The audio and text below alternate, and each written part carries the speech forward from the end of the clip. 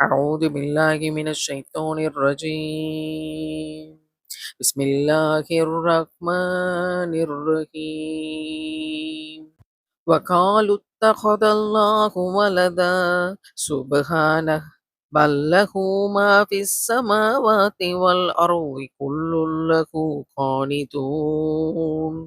இன்னும் கூறுகிறார்கள், அல்லாஹ் ஒரு குமாரனை பெற்றிருக்கிறான் என்று.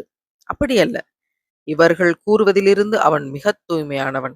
வானங்கள் பூமியில் உள்ளவை அனைத்தும் அவனுக்கே உரியன.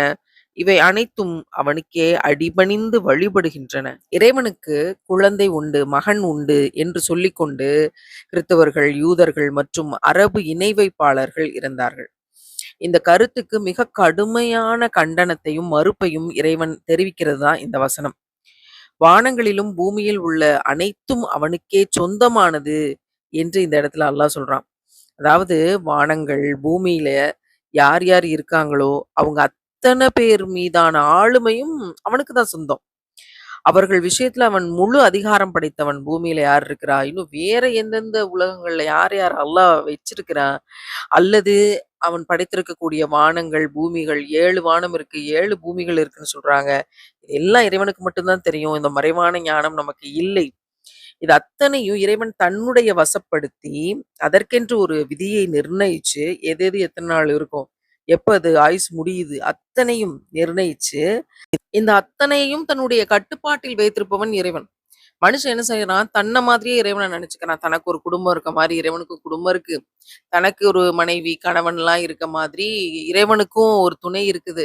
தனக்கு பிள்ளைகள் இருக்க மாதிரி இறைவனுக்கும் பிள்ளை இருக்கக்கூடிய அப்படிங்கிற நிலைமைய மனுஷன் நிர்ணயிச்சு, அவனே அதற்கான உருவங்களையும் வச்சு வணங்கி கொண்டு இருக்கக்கூடிய பலவேறு விஷயங்களையும் பார்த்து கண்டித்து இறைவன் சொல்றான், இந்த வானம், பூமி அனைத்தையும் நான் படைத்து அதற்கு விதியை குடுத்து, அதுக்கு என்ன காலம்னு நிர்ணயம் பண்ணி வச்சிருக்கிற நான், இவற்றுக்கெல்லாம் சொந்தமானவன் கிடையாது. நான் தனித்தவன், மிகைத்தவன். எனக்கு பிள்ளையும் கிடையாது, ஒண்ணும் கிடையாதுன்னு மிக கடுமையா கண்டிச்சு இந்த இடத்துல வசனத்தை இறக்குறான்.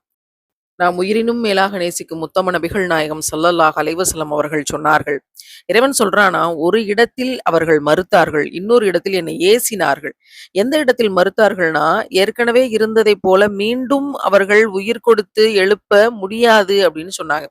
அதே மாதிரி என்னை எந்த இடத்துல ஏசினாங்கன்னா, எனக்கு குழந்தை உண்டு என்று சொன்னது அப்படின்னு இறைவன் சொன்னதாக சொல்றாங்க. முஜாஹித் ரஹ்மத்துல்லாஹ் அவங்க என்ன சொல்றாங்க அப்படின்னா, வானம் பூமியில் உள்ள அனைத்தும் அவனுக்கு கட்டுப்படக்கூடியவை. இறை மறுப்பாளன் கூட கட்டுப்படுவான். இறை மறுப்பாளனுடைய நிழல் அல்லாஹ்வுக்கு சிறன்பணியும் அப்படின்னு சொல்லியிருக்காங்க. இறைவன் மிகப்பெரியவன்.